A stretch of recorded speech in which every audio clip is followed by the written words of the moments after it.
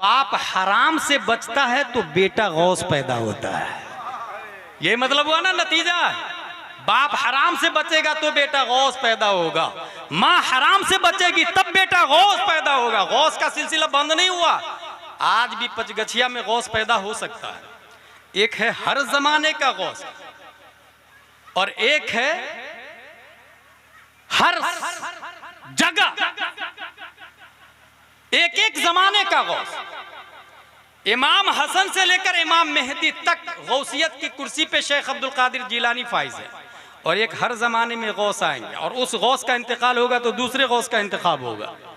और ये भी याद रखें, क़यामत तक जितने अब्दाल हैं, कुतुब है, गौस है, किसको कहाँ पे रखना, भेजना, ट्रांसफर करना, माजूल करना, ये सब जिम्मेदारी नबी ने गौस आजम को अता फरमा दी है।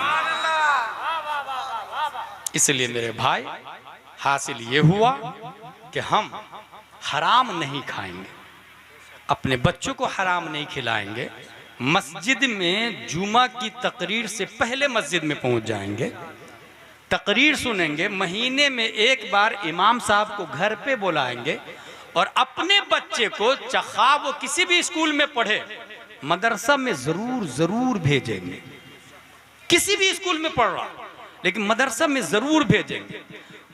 इमाम साहब को जो बुलाएं, यूं ही लोग कुरान खानी के लिए बुलाते हैं ना, हर फर्द कुरान खानी के लिए बुलाता। बाप का इंतकाल हुआ, दादा का इंतकाल हुआ, इमाम साहब वो मेरे दादा का इंतकाल हो गया है तो 10 पेटियां जरा इसाले सवाब के लिए मस्जिदों में पहुंचा दीजिए ना। ठीक है, ये लिखा गया पेटी पर, बराए इसाले सवाब मरहूम फुला। 10 पेटियां 10 मस्जिदों में चली गई। A question arises in our mind, पढ़ा किसने?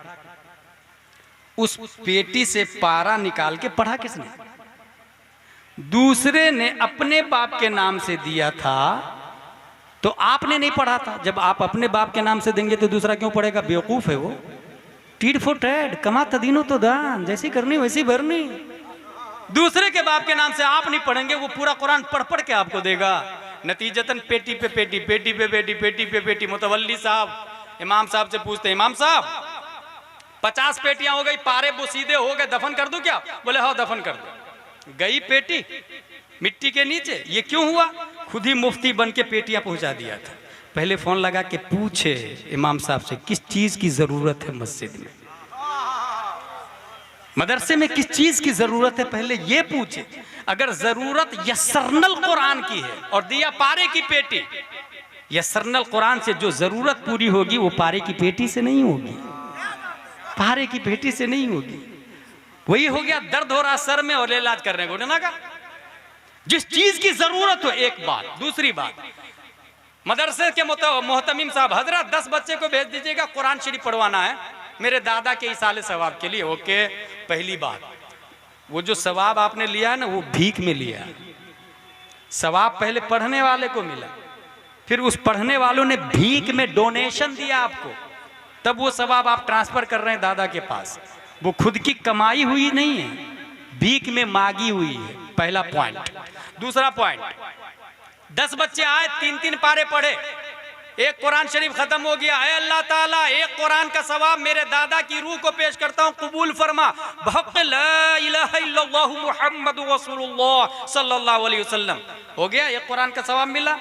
इसको बदल है।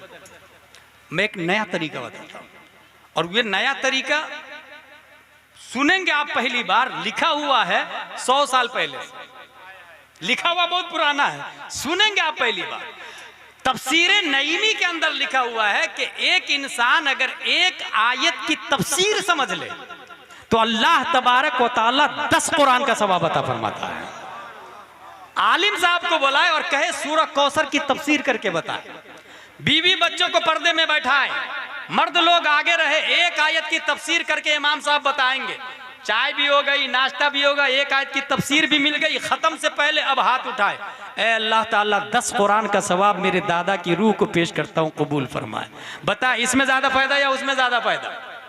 10 बच्चों को बुलाया, एक कुरान का सवाब। यहाँ एक आलिम साहब को बुलाया तो डबल सवाब, एक तो 10 कुरान का। दूसरा फायदा यह कि एक आयत की तफसीर का अल्लामा भी बन गया, एक आयत की तफसीर और मीनिंग भी समझ गया।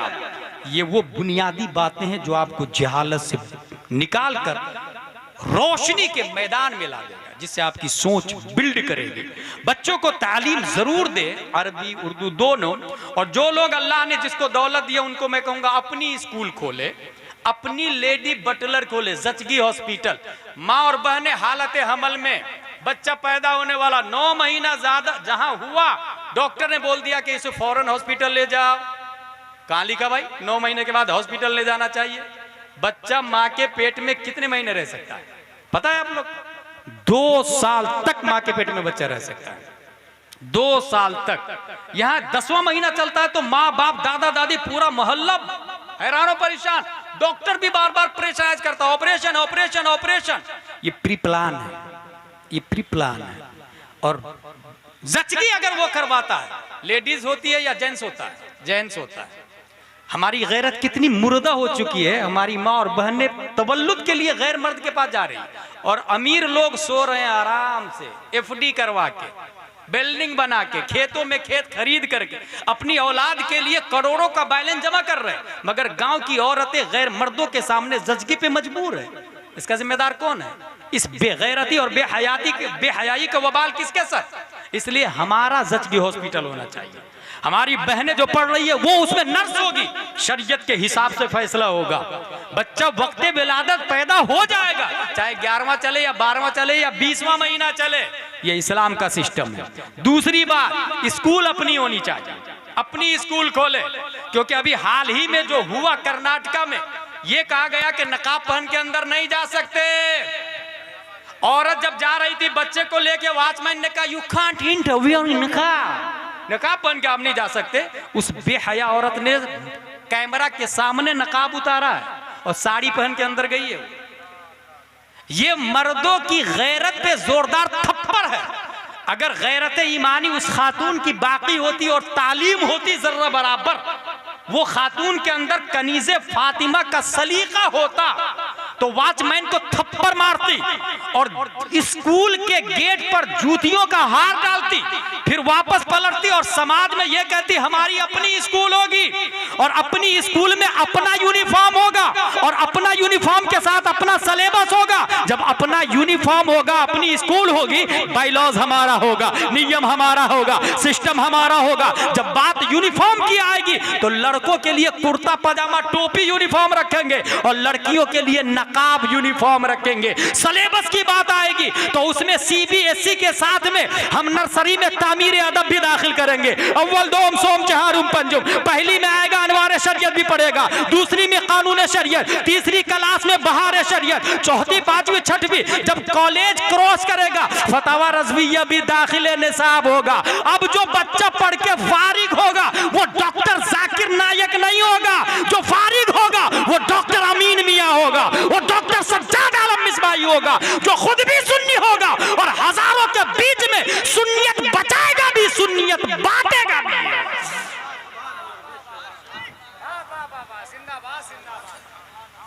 ये वो बात है जो यहां से उठने के बाद कोई ये नहीं बोलेगा अजहरी साहब ने बहुत अच्छी तकरीर की, जिसने ये बोला वो पानी फेर दिया, वो अमल करेगा, रात से ही अमल करेगा कि जुम्मा में तकरीर से पहले जाऊंगा। पैसे वाले ये सोच ले हमारी स्कूल होगी, जचगी हॉस्पिटल हमारा, लेडी बटलर हमारी होगी, वो प्लान कर ले।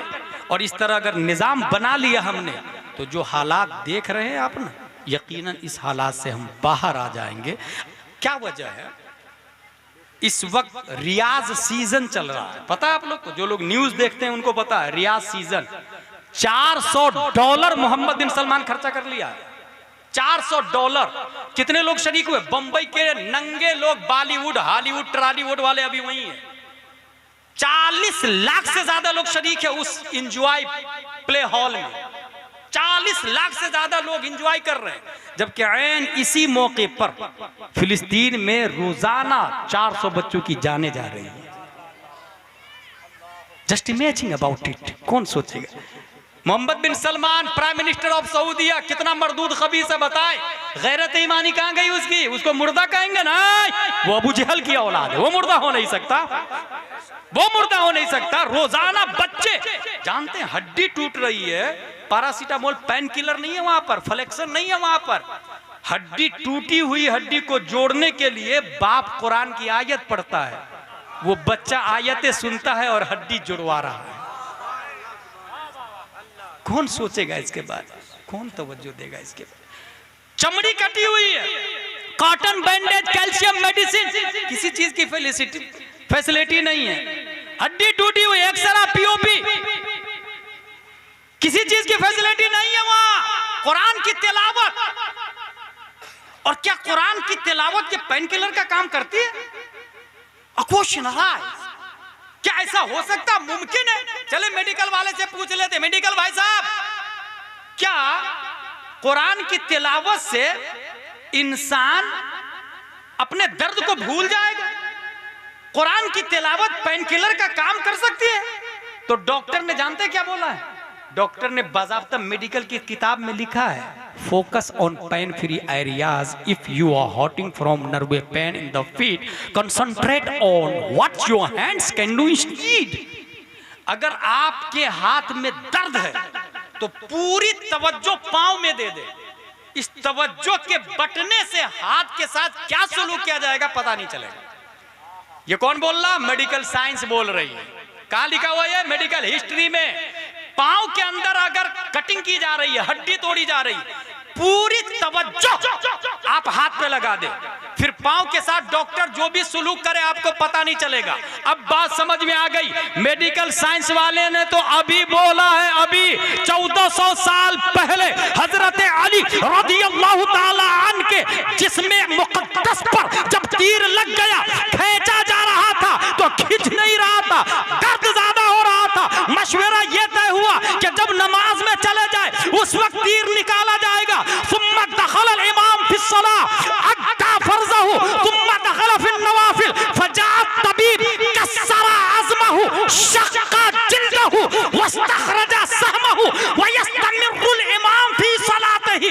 हालत नमाज में अली है, डॉक्टर आया, चमड़ी को फाड़ा, हड्डी को तोड़ा, तीर को निकाला, मगर नमाज जारी रही क्योंकि अली ने पूरी तवज्जो कुरान की तिलावत पर लगा दी थी।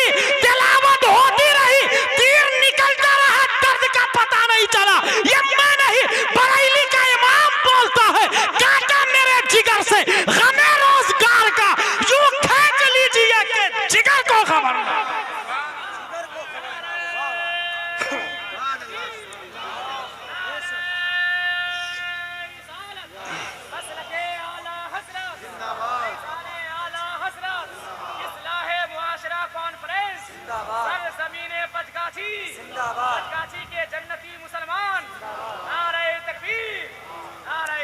लिहाजा कभी कभी तन्हाई में बैठ के फिलिस्तीन के मुसलमानों के लिए रो लिया करे। बनी आदम आज़ाई यके दिगरंद के दर आफरीनश जयक जौहरंद चूं दर्द बजुज आवरद रोजगार दिगर अजुहारा नमानद करार। न तरसदा के बर उफ्ताद गा न बख्शायत गर जपाए दर आयत कस नगीरत दस। मेरे भाई यहाँ इंजेक्शन लगता है तो पूरी बॉडी को फील होता कि नहीं होता? क्योंकि ये पार्ट ऑफ बॉडी है ना, हर फर्द, हर मुस्लिम पार्ट ऑफ बॉडी है। फिलिस्तीन में कोई भाई मरता है तो हमें दर्द होना चाहिए, ऐसे जैसे मेरा बेटा मरा, मेरा भाई मरा। ये ट्रू इस्लाम है। और जब तक ये जज्बा बाकी था, सहाबा दुनिया में फैलते फैलते चले जा रहे। कन्नहुम बुनियानुम मरसूस का लफ्ज कुरान शरीफ में आया। सहाबा ऐसे मुत्तहिद थे कि जैसे शीशा पिलाई हुई दीवार। कन्नहुम बुनियानुम मरसूस, यूनिटी बनाए फाइटिंग के लिए।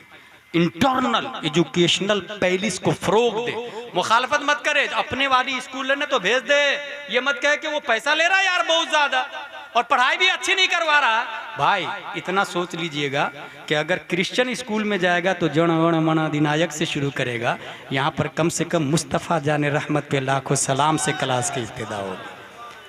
रब्बे कदीर हम सबको कुरान शरीफ, हदीस शरीफ, फ़िक़्ह शरीफ पढ़ने, समझने, अमल करने की तौफ़ीक़ अता फ़रमाए। वमा अलैना इल्लल बलाग़। अस्सलामु अलैकुम।